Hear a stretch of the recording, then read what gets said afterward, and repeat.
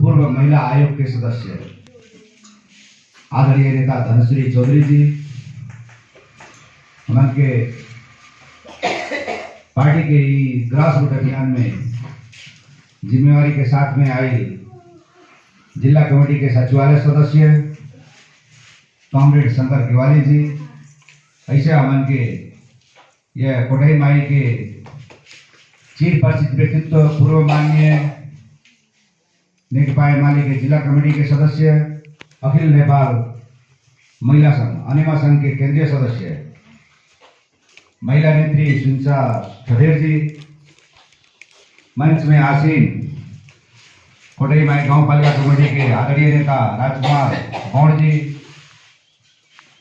आदरणीय नेता सचिव महेश्वर बुराऊ जी, ऐसे आदरणीय व्यक्तित्व आज के कार्यक्रम में अतिथि ग्रहण कई नसाफुद्दीन मुसलमान जी, शिव कुमार धवल जी, हमन के चीर परिचित व्यक्तित्व पत्रकार जगत के सहयोगिता मित्र राजकुमार धवल जी लगायत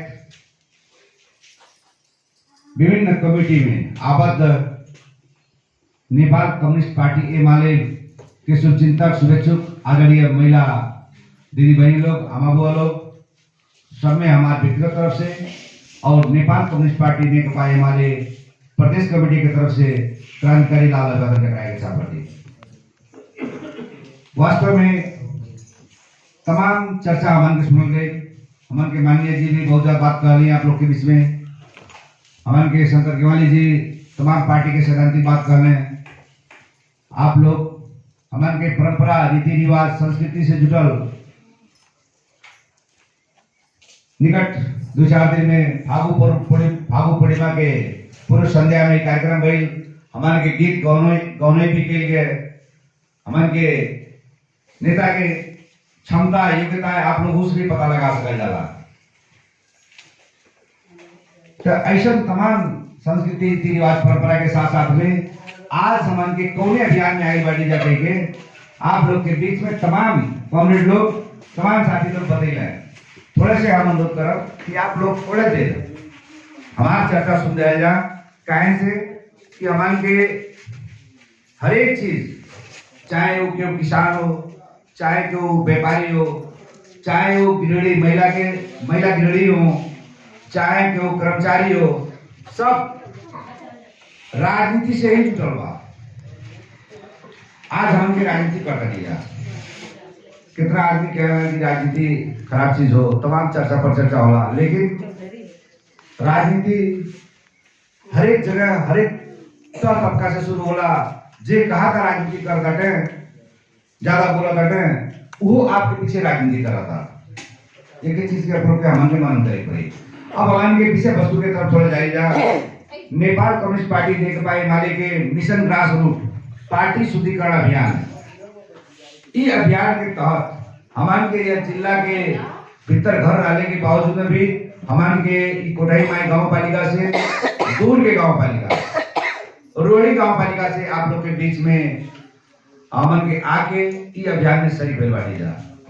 हमन के यह माने में खुशी बाटी जा कि हमन के आपन गांव ठाव जहां हमन के राजनीति ढेर दिन से कर रहे थे उस जगह छोड़ के भी आप लोग के बीच में आके पार्टी के विशेष अभियान में आप लोग के बीच में आप लोग के बात सुनने के मिला था।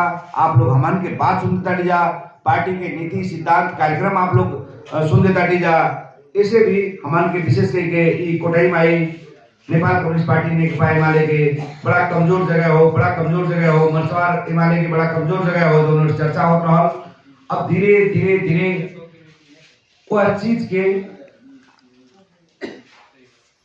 मतलब सार्थक बनावल जाता जा कि नहीं एमाले कहलका, चाहे वो हिमाल के मनांग मुस्तांग हो, चाहे पहाड़ के गुलनेरा खांची हो, चाहे तराई के मरसवार भदई हो, सब जगह ओकर उपस्थिति बा। आप लोग के बीच में हमारे के चर्चा करेगी पड़ी। जब पहले के कम्युनिस्ट पार्टी के नेता कार्यकर्ता आवत रहे तो कहीं 2 गांव 4 गांव में एक घरे भात खाए मिले, पानी पिए मिले। कम्युनिस्ट पार्टी के नेता कार्यकर्ता के देख के ढेर मने चिड़िया कि कम्युनिस्ट आई के थरिया मार की आई, कम्युनिस्ट आई बिटिया बहन आई थी, कम्युनिस्ट आई बुढ़वा बुढ़िया के गोली मार दी। यावत गलत प्रोपगंडा यहाँ के जमदार लोग, यहाँ के तानाशाह लोग, यहाँ के कांग्रेसी लोग आप हमारे बीच में व्यापक प्रचार किया है। यहाँ तक कहें कि कम्युनिस्ट की सरकार आई तो बटरवा पे पुलिस लग जाएगी, तार बार लग जाए या पार वपार नहीं आ जाएगी, तमाम ऐसा किस्म के प्रोपगंडा हमारे के आपके बीच में डाल। लेकिन जब यह देश में 30 वर्ष कांग्रेस के राज सरकार रहा, 30 वर्ष कांग्रेस के सरकार में आप 30 किलोमीटर रोड नहीं देखा पावल जाए कि 30 किलोमीटर रोड कांग्रेस के सरकार में मरसवाड़े मालूम गए। जो एक और कहीं ग्रेवल थोड़ा सा लो तो दूसरा का और फिर बढ़िया आवे पुल के ऊपर नाला बनाता है आप लोग। लेकिन यहाँ 10 वर्ष के अंतराल में कहीं से आप लोग क्यों 40 वर्ष क्यों 50 वर्ष क्यों 60 वर्ष क्यों 70 वर्ष के लिए यहाँ अगर लोग बांटी जा, आप लोग हर एक चीज अनुभूति के लिए बांटी जा, पंचायती व्यवस्था की अनुभूति के लिए बांटी जा, आप लोग गणतंत्र लोकतंत्र की अनुभूति के लिए बांटी जा। कुछ लोग तो हमें जब यह जिम्मेदारी पड़ता रहा वो अनुभूति के लिए लोग 40 वर्ष पहले 40 वर्ष पहले बेकारी वाला भी अनुभूति आपको के लिए बांटी जा। तो हमरे काले के मतलब ये हो, जब कम्युनिस्ट के सरकार 2051 साल में बनल, मनमोहन जी अलमत के सरकार के साथ में जब गए तो 2-4 योजना लेके गए। आज हमारे चर्चा कही जाला ज्येष्ठ नागरिक के भत्ता के बात कही जाला, उनसे शुरुआत हुई गई। बुढ़वा बुढ़िया गोली मारे की जगह पे 100 रुपये भत्ता शुरू हो गई।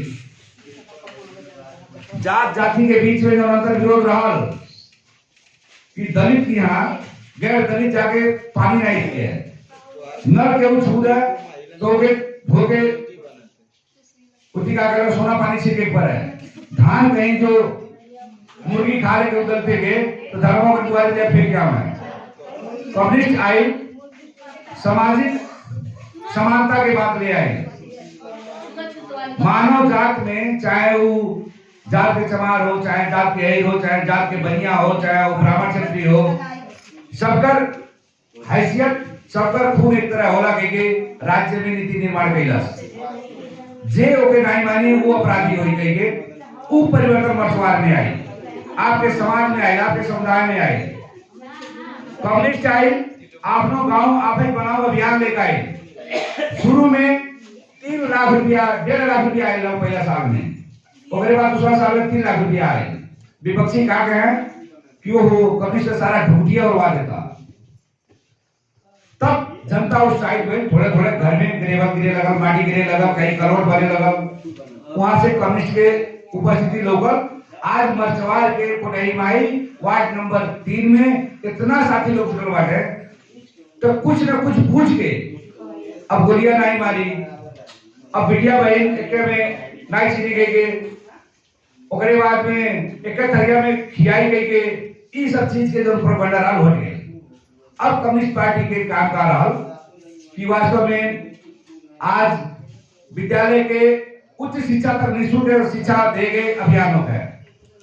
नेपाल सरकार निर्णय के लिए बा उच्च शिक्षा तक 12 तक ले कोनो पैसा नहीं ले मिल काले बा। दलित के बेटवा बिटिया के 14 तक 16 तक बिना पैसा के पढ़े मिल गए के काले बा।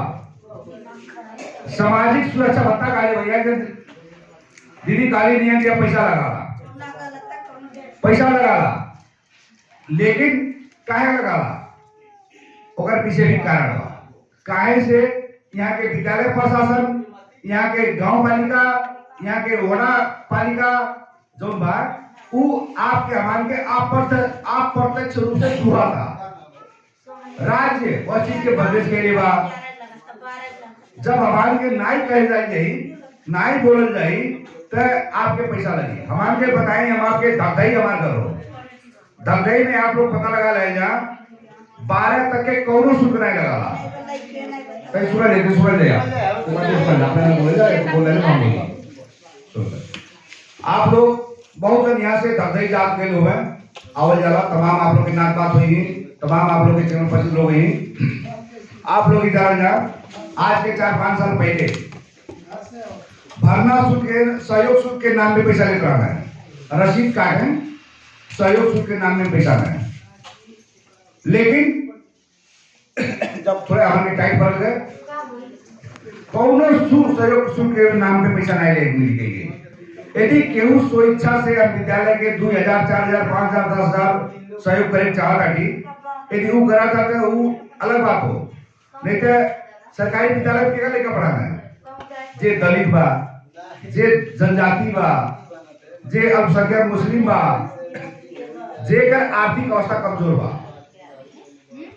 ओकर लेके सरकारी स्कूल में पढ़ाना है। जे तरी से लगाए खाए वाला बा, जे फैशनेबल बा, ओकर बोर्डिंग में भले खराब पढ़ाई हो लेकिन वो बोर्डिंग में बोलते जी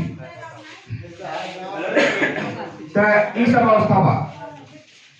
कैसे हमारे के सामाजिक परिवर्तन करे के खातिर, समाज में परिवर्तन लावे के खातिर नेकपा हिमालय के सरकार चाहिए। आप लोग देखा ले लोग हैं बेलवास से लेके बेथरी के सड़क, मर्चवार तक जोड़े वाला सड़क, विष्णु पोखरेल जब अर्थमंत्री भैया हैं और शंकर पोखरेल यहाँ के जब मुख्यमंत्री रहे तो वो परिकल्पना की है कि वास्तव में हमारे चुनाव में बांध के जो पहला परंपरा में जो बांध बना रहा वह बांध के आज भी हमारे को अगर पानी तराई में भी आ सकाला, उसे तो सौंदर्यीकरण भी हो सकाला। और दूसरा चीज का हुआ कि हमारे के भैरवा बुटवल मर्चवार के भारत के बॉर्डर से 45 मिनट के दूरी में बना सका जाला। आज हमारे के वो अनुभूति करे जब आप बेहतरी पहुंचल जाई, जब बेहतरी पहुंचल जाई तो वो अनुभूति वहीं से शुरू हो जाला। तमाम साथी लोग के पास में मोटरसाइकिल बा, साइकिल बा, गाड़ी घोड़ा बा, जब वहां पहुंचने के बाद में ही लगा कि हमारे के अब कौन विदेश के रास्ता पे चला था जा, दो तरफ सड़क, बीच में नहर, वो चीजें आपके गांव में भी आवा था। तो कम्युनिस्ट पार्टी के परिकल्पना यही होला। आप लोग सुन रहे लोग हैं प्रत्येक वार्ड में शुद्ध खाने पानी के लिए सरकार ओवर हेड टंकी बनाए की योजना लाई बा। देश भर के प्रत्येक वार्ड में इनाई लगी खाली को नहीं, माई वार्ड नंबर 3 की बात हो, यहाँ 7 वार्ड बा, 7 वार्ड में ओवर हेड टंकी बनाए की परियोजना लेकर आई बा। कहीं बोरिंग बनी बा, कहीं बाउंड्री लगाता, कहीं ओवर हेड टंकी बनाता, कहीं आपके पाइपलाइन बिछाता, तराई भी हर एक जगह लागू भाई। अब हमें अग्रसरता आप लोग के भी लेंगे बात। प्रत्येक पालिका स्तर में पीएससी प्राइमरी हेल्थ सेंटर बनाए की योजना हो, 15 सैया के अस्पताल बनाए का योजना हो। तो कम्युनिस्ट पार्टी नेकपा हिमालय के पार्टी के अवधारणा विचार नीतिगत रूप में इस तरीका से बा, लेकिन हमारे के मधेसी समुदाय के बासिंदा भले के नाते जब हमारे के नीति निर्माण के अवसर आवाला, चुनाव आवाला, कानून के बनावाला, प्रधान जी लोग बनावाना, कानून के बनावाला, मेयर जी लोग बनावाना। एक तरह सरकार आपके गांव में बा, दूसरा तरह के सरकार आपके प्रदेश में बा, जो विधायक लोग कहा जाला। तीसरा तरह के सरकार आपके संघ में बा, जो सांसद कहा जाला। जब हमारे के प्रधानी चुनाया हुआ था, विधायकी चुनाया हुआ था, संसदीय चुनाया हुआ था, तब कहीं हमारे के जात बात में लपिया जाता नहीं जा, कहीं हमारे के केवल साड़ी बात देता वो हमें भुला जाता नहीं जा, केवल थोड़े से दारू, थोड़े से मासू लाके दुवरिया पे आधा किलो 1 किलो फेंकते रहे, हमें भुला जाता नहीं जा। तो हमारे के वहां चूक जाता नहीं जा। तो आज तमाम दीदी बहनी लोग, तमाम दादू भाई लोग की समस्या बा कि कहा तो कहा चले जा कि हमारे गांव में विकास नहीं बा। विकास तो होता, विकास नहीं बा के नहीं मिली, स्कूली भवन बनता है बा, थोड़े थोड़े गांव में लेवल होता है बा, कहीं कहीं पीसीसी होता, कहीं कहीं ब्लैक टॉप होता, कहीं सामुदायिक भवन बनाता। लेकिन यदि वह गति से विकास यदि मर्चवार में रह गई, अभी मर्चवार के विकास हो 50 वर्ष लगी। अभी मर्चवार के विकास हो, एक गांव से दूसरे गांव तक के सड़क, शुद्ध खाने पानी, यहाँ के हेल्थ पोस्ट, यहाँ के विद्यालय अच्छा कर अभी 50 वर्ष लगी। वो गति मतलब खसुआ गति हुई। ओके चूड़े के खातिर आप लोग यहाँ के साथी तमाम आप लोग कबो सेना में ना जाई जाला, आप लोग कबो देवघर जाई जाला, कबो आप लोग तिलोत्तमा जाई जाला, कबो आप लोग थकई जाई जाला। आप लोग जब देखा जा वहां के सड़क कितना चौड़ा चौड़ा हुआ, वहाँ के विद्यालय कितना अच्छा टेंट पेंट बा, कितना अच्छा बनल बा, वहाँ के खाने पानी कितना अच्छा बना था। उस शुरुआत आप लोग के करीब हो गए, तब यहाँ के जीवन स्तर में परिवर्तन आई। प्रत्येक खेत के सिंचाई का आवश्यकता बा, यहाँ नहर बा लेकिन बढ़िया नहीं आवाला। हमान के आजकल डीप ट्यूबवेल लगावा था डीजा, आजकल हमान के सालों ट्यूबवेल लगावा था डीजा। खेती उर्वर भूमि इतना अच्छा बा, इतना अच्छा गेहूं बा, यहाँ इतना अच्छा गेहूं लाही बा, यहाँ के किसान समृद्ध रही। तो ओकरे खातिर जब तक राष्ट्रीय योजना हमान के नहीं बनी, पालिका की योजना नहीं बनी, तब तक हमान के परेशान रह जाए। ई कुल प्राप्ति करे के खातिर तो जब तक आप लोग एक सक्षम सबल आप नीतिगत रूप में सशक्त भाई पार्टी के उम्मीदवार नहीं पावल जाए, तब तक आप लोग की कोई प्राप्ति नहीं की पावल जाए। आप लोग देखा जाला कांग्रेस की मीटिंग कहीं 12 वर्ष में एक बार होला, रापरपा की मीटिंग कहीं 12 वर्ष में एक बार होला। आई फोरम सद्भावना मीटिंग तक और जन कबो सुनाई नहीं पावल जाए। आप लोग जब कबो चुनाव आई 8 दिन चाहे कैसे चुनाव निकले उसमें भर रही। लेकिन नेकपा हिमालय के अभियान आज नहीं, आज के 10 साल 15 साल 20 साल पहले भी आप लोग देखा गए लोग हैं कि बुटवल से मरे आके यहाँ राजनीति के पाठ पढ़ावत रहा है, भैरवा से आके यहाँ के पाठ पढ़ावत रहा है। हम अपना बात चर्चा करके भी यह बात भइल है कि हमारे के मित्र जी सर्वेलाल इदरीसी जी वहां के वार्ड सदस्य में जीता लाली, पहले ही वार्ड सदस्य जीता लाली। वास्तव में यहाँ एक तो शक्ति बात, लेकिन उस शक्ति के हमारे संचार की पावा जा इतना अग्रज लोग बांटे, यहाँ इतना महिला दीदी बहन लोग बांटे। यदि वहां लोग हमारे यह बुझावल जा कि हिमालय के देन हो है कि आज गर्भवती लोग जे महिला गर्भवती हो जाता तेके पोषण के कार्यक्रम लाई बा। आप लोग पोषण के कार्यक्रम मतलब बुझे जा रहे हैं, कम से कम गर्भवती महिला के मतलब सुनो लो 1000 दिन के महिला लोग के लिए तमाम पैकेज लेकर आई बा। लेकिन कितना यहाँ महिला लोग कुपोषण से मर जाता है, खाए नहीं पावा था। सरकार की पॉलिसी बा लेकिन यहाँ तक पहुंच नहीं हो पावा था, पहुंच कायम नहीं हो पावा था। असत असहाय अपंग बाटे वहां लोग के सामाजिक सुरक्षा भत्ता लेकर आई बा। एक तो मित्र हमारे असत साथी कहना है कि हमें 1 रुपया नहीं पाई, उनके साथ में बहुत बड़ा अन्याय होता। हम आज अब कहा करें आप हमारे संग अपने गांव पालिका में चला जा, वहां सामाजिक सुरक्षा फांड बा, लड़का कार्ड वाले, पियरका कार्ड वाले, हरियरका कार्ड वाले, नीला कार्ड वाले, 4 किस्म के कार्ड बा। वहां हमें पियर कार्ड दिखाओ तरह 3-4 किस्म के कार्ड बा, बुझल गए। लेकिन मासिक भत्ता आए वाला पहला दूसरा कार्ड हो, तीसरा कार्ड भी एक पास में बा, ओके प्रत्येक वर्ष ओकरे खाता में 5000 रुपया जाला, प्रत्येक वर्ष ओकरे खाता में 5000 रुपया जाला। आप एक खाता खुलल बा नहीं खुलल बा, आप अपने पालिका से पूछल जा, नहीं तो हमने सामने लेके चलल जा। आज तब आप अपने सामाजिक सुरक्षा के विभाग के जे वहां पे कर्मचारी हो तो आप स्पष्ट बात कल जा, या हमारा नंबर लेकर हमसे बात करावल जा, या की कार्यालय में ओकर दायित्व हो, खाता खुलवाए दायित्व हो, आप एक खाता में पैसा भेजे ओकर काम होगा, बुझल गए। वो सब चीज हो ऐसे हमारे के तमाम सरोकार के विषय और चीज विभाग पार्टी के अभियान में। अब लाल बात थोड़ा हम आप लोग के पार्टी की तरफ ले जाए चाहता है, मिशन ग्रास रूट काहे कहल गए लेके पार्टी शुद्धिकरण अभियान कहल गए। हमारे के बहुत पुरान साथी लोग, सेल्टर दाता लोग, आप किराए वाले कम्युनिस्ट पार्टी के माया करे वाले तमाम यहीं जाके अब खोले जाकर मिल जाएगी। केहू कहीं 10 साल पहले फलाने आवत रहा, हम उनके हमने घरे रात रहना है, फलाने आवत रहा क्या बाबूराम आवत रहना, हमने क्या भात खात रहना है, लीलागिरी आई रहना है, हमने क्या बैठ के रात भर रहना है। तमाम ऐसा सेल्टर दाता, तमाम ऐसा शुभेच्छुक सुचिंता के बीच में बात है। लेकिन हमारे कहा भाई कि जब निरंतर संवाद नहीं करेंगे, निरंतर उनसे संपर्क नहीं करेंगे, तो वो कहीं कांग्रेस में लग गई ना, कहीं फोरम में लग गई ना, कहीं जासपा में लग गई ना, कहीं माओवादी में लग गई ना। लेकिन वो जानते हैं कि सबसे अच्छा पार्टी हिमालय हो, परिस्थिति और सृजना हुई। और एक जो परिस्थिति का सृजना भाई, जब कम्युनिस्ट पार्टी के कार्यगत एकता भाई 2070 में चुनाव लड़ गए, माओवादी से मिलकर और कम्युनिस्ट पार्टी से मिलकर चुनाव लड़ गए, तो वही पार्टी थोड़े से फताफूम हो गई। वो प्रक्रिया आके आपको 79 तक चली आई। पहले कार्यगत एकता हुई चुनाव में, उसके बाद में माओवादी केंद्र और नेकपा हिमालय एकीकरण हो गई। तो वह समय संगठन अस्त व्यस्त हो गई, हुकुमी शासन के संगठन बन गया मान के। एक रोजे चाहे बाबूलाल जी रहना है, चाहे सुनीता ठठेर जी रहनी, चाहे यहाँ के मुस्लिम खान जी रहना है, वो अपने सिंगल बनाई के खाली नेता मात्र बुझे रहना है। जनता के बीच में जाके संगठन बनाए काम बंद हो गई, कोड़ा कमेटी के बैठक बैठे काम बंद हो गई, भेला करे काम बंद हो गई, पालिका स्तर के भेला कमेटी करे के काम बंद हो गई, संगठन अस्त व्यस्त हो गया। यथार्थता ये हो गया। आज देशव्यापी रूप में ये समस्या बा, लेकिन उस समस्या के अब हमान के जो गति हो रहे जाए था, अभी भी यहाँ गैर तत्व गैर राजनीति बनी राज करेगी।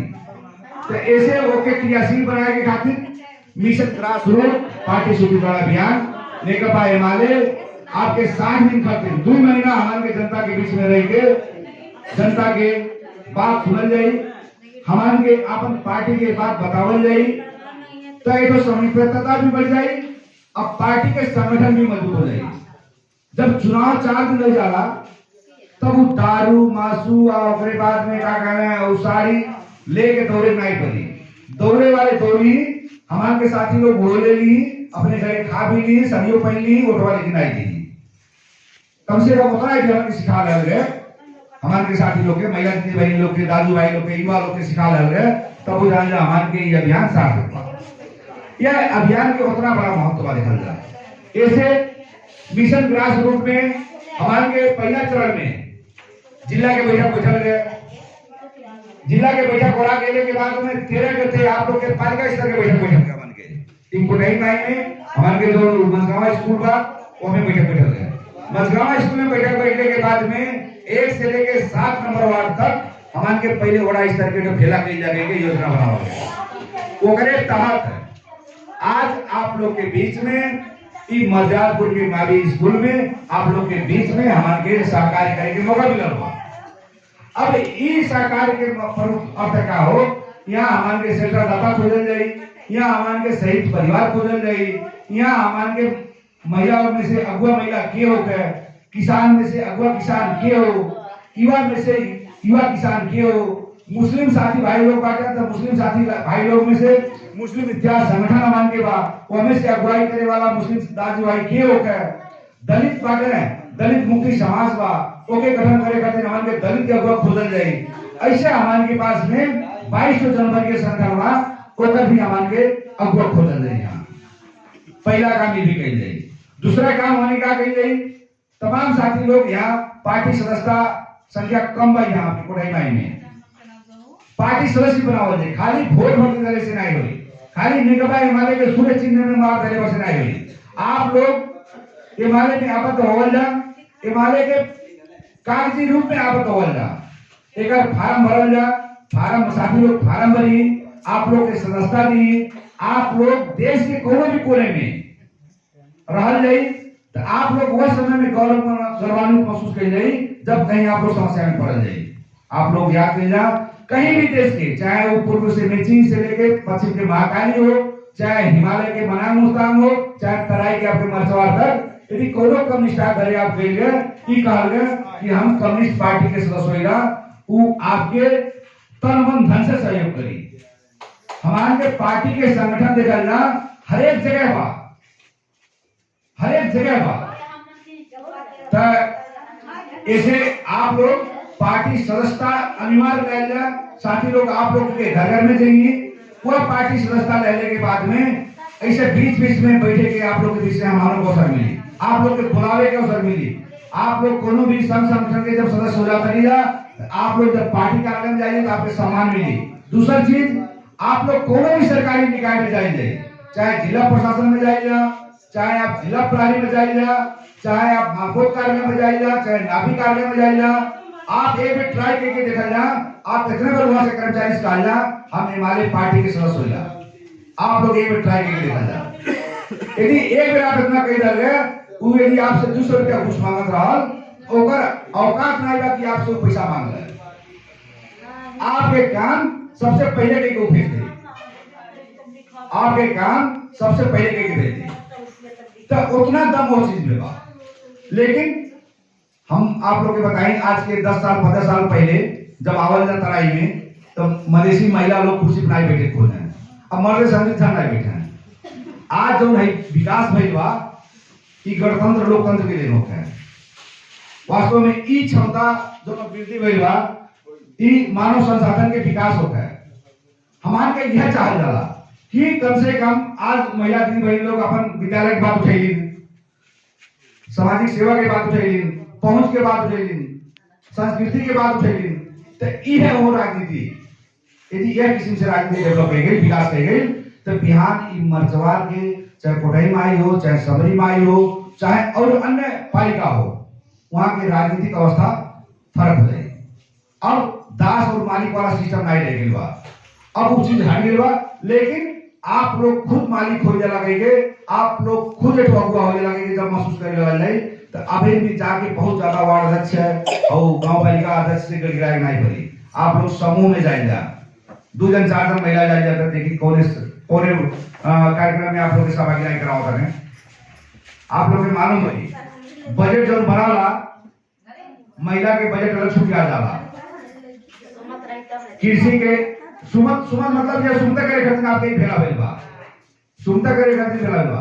कृषि के बजट छूट जाला, शिक्षा के बजट छूट जाला, युवा के खेलकूद के बजट छूट जाला। लेकिन उनके जो नजदीक के बाद के पहले बुला ली, जे तनी बोलकर बा के पहले बुला ली, अजय तनी से नहीं बोलाता तो घरे घरे बैठ के प्रधान के गरिया के मने वार्ड अध्यक्ष के मने गरिया के कहीं चौक चौराहे पे गरिया ली, छुपा दी। लेकिन जब आप लोग संगठित रह जाए, नेकपा एमएलए के महिला विभाग में रह जाए, किसान विभाग में रह जाए, मुस्लिम साथी लोग मुस्लिम विद्या संगठन में रही और अन्य साथी लोग किसान महासंघ में रही और ऐसा तमाम जनता के संगठन, दलित साथी लोग दलित मुक्ति समाज में रही। तो जब आप लोग वहां आपद रह जाए तो आप लोग के सभी प्रत्यक्ष अप्रत्यक्ष हमरे, लेकिन सैकड़ों नेता आप लोग के आगे पीछे रही। सुनीता ठेकेदार नहीं, यहाँ आपके तेजेंद्र केसी रही, यहाँ आपके एक गैरे रही, यहाँ आपके आज के मुख्यमंत्री लीलागिरी जो वार्ड है वो आप लोग के संग रही। तो संगठन के प्रभाव उतना बड़ा हो गया। तो हमारे उस संगठन के बरकरार करे के खातिर आप लोग के बीच में गठन करे खातिर, पुनर्गठन करे खातिर ई मिशन ग्रासरूट अभियान लेकर आए और ये मिशन ग्रासरूट के अभियान के ऊपर और भी विशेषता का बा, यह बीच में आप लोग के मन में हमारे के नेता प्रति, हमारे के कार्यकर्ता प्रति कल्याण के दिन में केहू के प्रति कोनो प्रश्न बा, केहू के प्रति कोनो किस्म के मतलब सकारात्मक सोच साथ में कहीं कमी कमजोरी भी बा, आप लोग वो बात भी हमारे से रखल जा।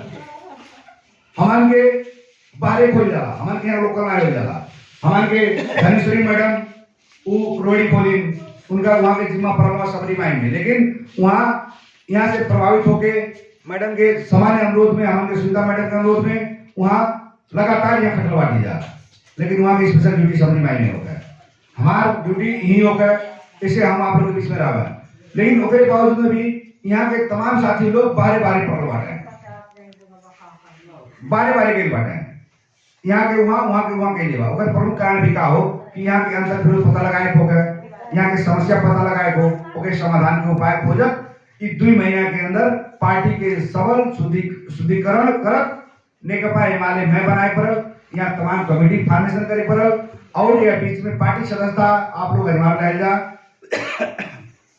इसे कहा हुई कि हमारे एक बाद में 10 गते के आपके चैत 10 गते तक हमारे पार्टी सदस्यता अभियान विस्तार की जाए।